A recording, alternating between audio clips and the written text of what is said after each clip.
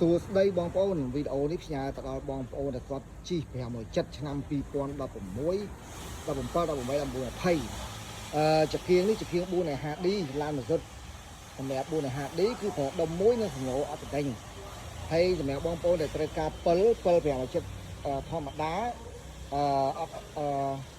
អត់ Export បងប្អូនអាចមករកបានអត់ Export គឺគុជមួយហើយសម្រាប់កញ្ចក់នេះសម្រាប់ឡាន020បងប្អូនសម្រាប់បងប្អូនដែលត្រូវការគ្រឿងបន្លាស់រថយន្ត507ពួកឡងអសើគឺមានគ្រប់សេរីតែម្ដងហើយនេះគឺជា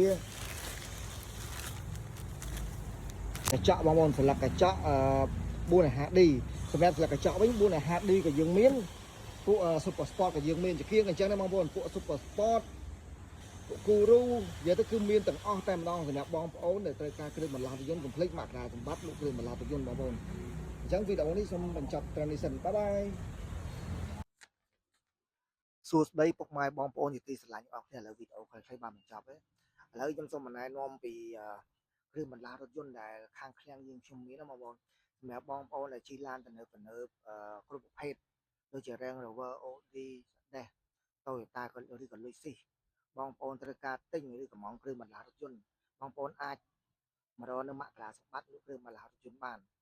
ដែលមានទីតាំងនៅម្ដុំទូកកបងប្អូនខ្ញុំនឹងតម្លាក់ Telegram និង Page នៅក្នុងវីដេអូមួយនេះអញ្ចឹងសូមអរគុណសម្រាប់បងប្អូនដែលទស្សនាវីដេអូនេះកុំភ្លេចពេលណាដែលបងប្អូនចង់កំងគ្រឿងឡានឬក៏ចង់ទិញគ្រឿងបន្លាស់រថយន្តបងប្អូនអាចឆាតមកខ្ញុំឥឡូវបានបាយបាយ